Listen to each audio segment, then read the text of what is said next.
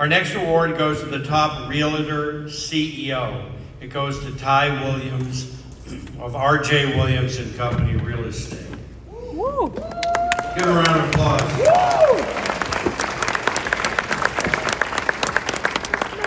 Ty and his company have navigated the volatile real estate market by focusing on people and understanding that mistakes are opportunities for growth and improvement. He says always stay true to yourself and your values, a little bit like what Giles was talking about. He says no matter how challenging it may become, stay true to yourself and those values, and you'll be successful. Ty Williams. Woo-hoo!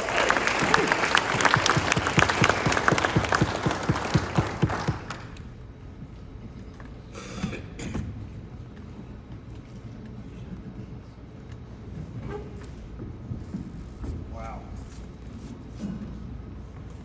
Honestly, I don't think I can let this thing go. Rich, this means the world to me. I really appreciate you. Wow.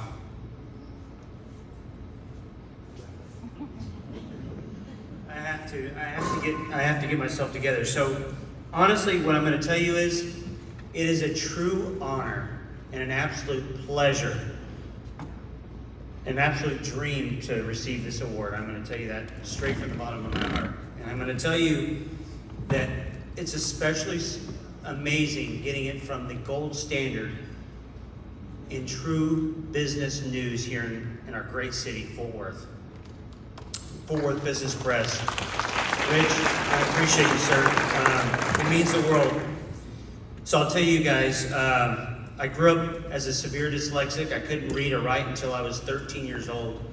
Honestly, the furthest thing in my mind was ever standing up on a stage and receiving some type of an award for a business. I always knew I wanted to help people and make money, but I never thought that honestly it would ever happen, that I would ever be able to do something like this. So every day after work, I go into my dad's office, and after school, I go into my dad's office, and I'd see my dad working so hard. He was an older man. He had me at 59 years old, and yeah, he was an older guy. And growing up with an older man, I can tell you I learned so much in such a short amount of time that I had him. And really, R.J. Williams and Company Real Estate is founded upon his values, his legacy, and what he taught me growing up. I can tell you is something amazing. My dad, he was a World War II veteran. He was born in 1921. He was a Purple Heart recipient. He was a very successful entrepreneur his entire life. He did great, and I learned a lot from this man. My dad was my biggest hero, and he was my biggest inspiration, and he continues to be my biggest inspiration throughout every year and every day. After school, I'd go into my dad's office, and I'd see my dad, and on Fridays, he would write out checks to all of his employees, because he said, look, I need to handwrite these checks, and I need to hand deliver them, because I need to show them how much they mean to me and how important they are to me. And so when I got old enough, I was like 11 or 12 years old, I'd go in there, and then because I couldn't read or write, I'll just be completely honest with you, I knew how to read numbers, and I was very good at math. I would look at them, and I'd draw like a happy face on the envelope or on the check or something like this, and do something nice, and I wanted to be the one to deliver the checks. Well, one day, my dad was writing out a check on a particular Friday to a guy named Don.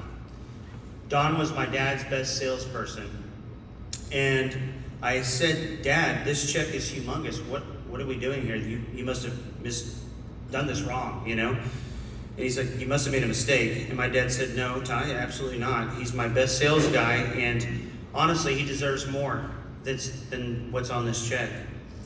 He said he's a good man, he's got a good family, he's a great dad, and he's a heck of a salesperson. He actually said he was a hell of a salesperson, but that's the way my dad was, you know?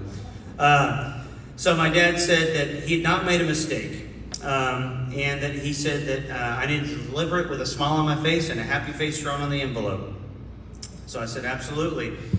So my dad kind of stopped and thought about what I'd said, and he put down his pen on the desk. He turned to me and he says, Ty, I want you to remember this. He said, it's never about the money. it's always about the people. He says, no matter what, you've got to take care of people, and people will take care of you. He says, it doesn't matter. Anything else, if you're doing the right thing by others, it will always work out. I didn't think much more about it, honestly. I thought, well, okay. I delivered the check and moved on about my day. Well, I will tell you, 7 years later, my dad passed away. And I found him at his desk. He was sitting there reading the paper. And I guess he just leaned back and, gone up to heaven. 2 days later, Don shows up knocking at my door. No joke, 7 years later, Don knocked at my front door. I looked at him and I was like, yes, sir. And he says, you may not remember me, but I'm Don. And I love your dad, and he saved my life. He changed my life, he saved my marriage, and he made me the man I am today. And he says, I owe your dad a lot. I'm paying for his funeral, and that's what I'm going to do. I said, all right, Dad, all right, sir, whatever. And he says, look, I'm going to make sure you don't go down the wrong path, because it's going to be a tough time in your life, and I'm going to set you straight. And I said, yes, sir. So I let him pay for the funeral. I was happy to have him do so, and he did everything he said he was going to do. So I took all that heartache and upset, and I turned it into drive, into positivity, and I worked my entire life to help others. So R.J. Williams and R.J. Williams and Company's based on my dad's values. And I'll tell you that truly, people like Don Hodges, that 7 years later came back because of something my dad did and took care of things, truly does show that if you take care of people, people will take care of you. So I will tell you this.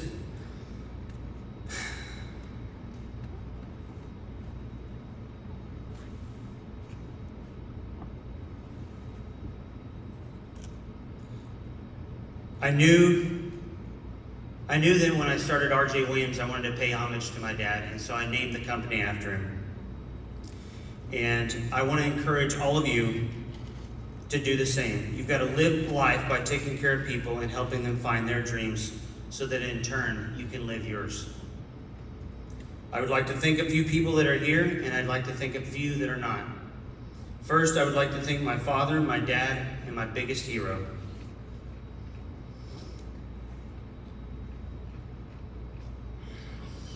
Next, I would like to thank my mother. Thank you for putting your dreams on hold so that you can ensure that your son could read and write and have a chance at success. Thank you to Jonathan, Juan Carlos, Kara Holt, Ron, Carabang, and the entire RJ family of agents, brokers, and thank you for believing in me day in and day out. Last but not least, thank you to my handsome boys. They're very handsome, I will have to admit. My son Ray, Troy, thank you for keeping me on my toes and keeping me focused on what is most important, and that's family, 100% every day. And last but not least, thank you to my partner, my biggest cheerleader, my beautiful wife, Carmen.